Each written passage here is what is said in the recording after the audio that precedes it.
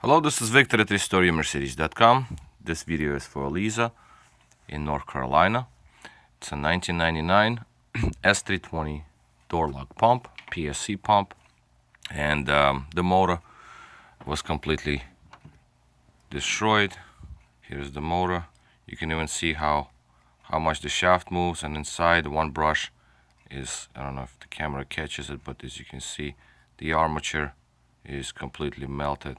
So this motor is a gunner. You can see one brush is missing, so it's bent and melted. This is one of them. See this little brass piece? A second one is there, but it's bent, as you can see, so it's basically spun around, and that's about the end of this motor. So new motor is in place, and I checked the motor without being installed in the pump, and then now it's in the pump, and we're going to test the pump. The pressure circuit for lumbar support is deactivated. I deactivated this pressure, but I left the vacuum because it's not leaking, and once the engine is running, it's going to overpower it anyhow. So I don't have a concern about the vacuum. Actually, I was thinking to deactivate the vacuum as well, but on the other hand, when you're running the engine higher PMs and vacuum is low, then, well, wide open throttle rather, and the vacuum is low, then if it drops below a certain level, then pump overpowers loss of vacuum from the engine. So HVAC flaps remain where they are, so they don't change direction. So therefore I decided to leave the vacuum because it isn't leaking internally in the pump, at least. So let's put the pump on. So I'm testing pumps at about 12 volts, and let's see, we got everything. Okay, now what it's trying to do is it's trying to create vacuum. So let's just go.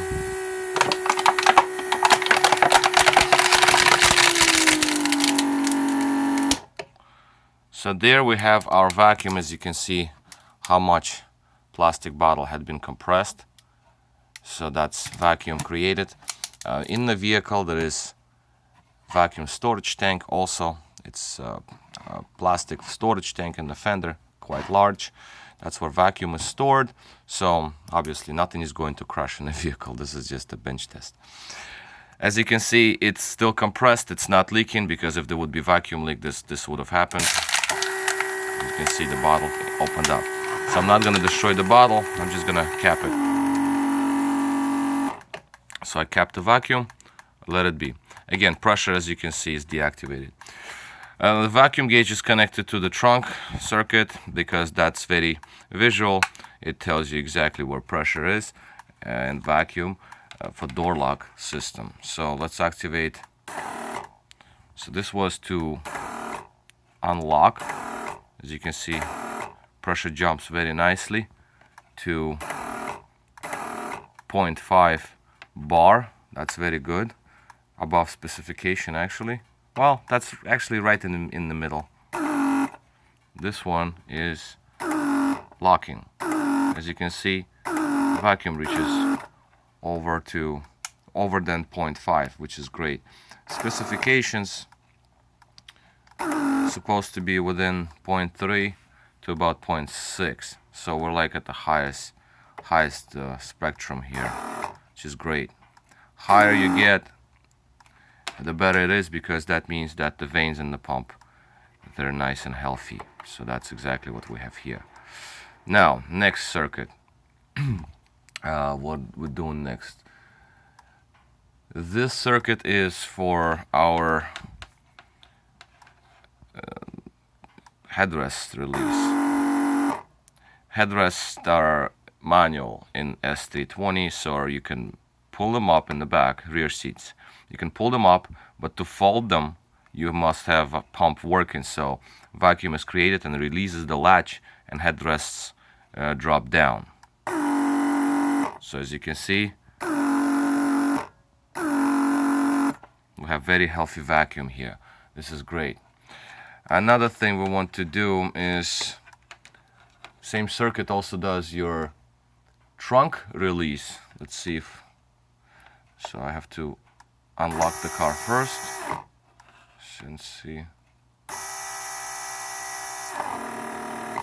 As you can see, the trunk release works when I press the button to unlock the car.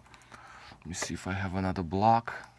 Alright, so let's use this block right here, because this point right here is to open the trunk, to unlock the trunk.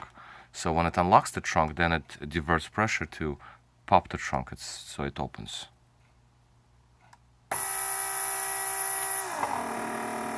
See, there is pressure created here instead of vacuum, so the trunk pops, that little trunk popper there.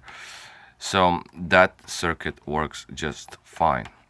Moving along to our trunk handle. Trunk handle is bidirectional. It creates vacuum to pull the handle. It creates pressure. It creates pressure to push the handle out. Creates vacuum to pull handle back in. So let's see what we have here. As you can see, there was pressure created to push handle outside of the trunk, and here is our vacuum to pull handle back into the trunk. So all circuits work. As you can see, I can activate and deactivate. Now this pump has been running pretty much in very harsh mode right now, because I've been testing it for a while. So it's very hot and it does not slow down, which also means that nothing is binding. When everything expanded, nothing is touching, so it's not binding, it's not getting stuck, which is very, very nice. One more thing I can show you is, this is going to be different though. What I'm trying to show you is the door lock, not off the trunk circuit, but on the door lock circuit. Now there are directional valves in there, so when I activate door lock and test it off one of the door lock circuits, it's going to be a little funny looking. As you can see, first pressure is lower and the gauge remains, and now it's off because the valves, as I noticed before, the valves switched over. As you can see, it keeps the pressure, even though it's lower, but it is actually not, because what happens here is that when the pressure is diverted, the valve shuts down faster, and in other words, a normal operation.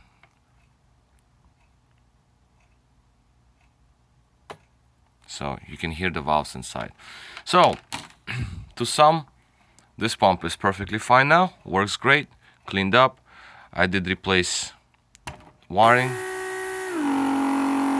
It's our vacuum circuit. I did replace the wires because one of them was melting already. And let's see if I show you, because it was overheating. It's like right here, with a little spot. Sometimes these wires actually melt to the pump and then they can burn a relay. That's another thing. So I replaced it with military grade cables that do not melt. So both wires replaced, just for the good measure. Throw them away. And the pump is ready to go. So this is basically all. This is Victor at RestoreYourMercedes.com. Thank you for watching.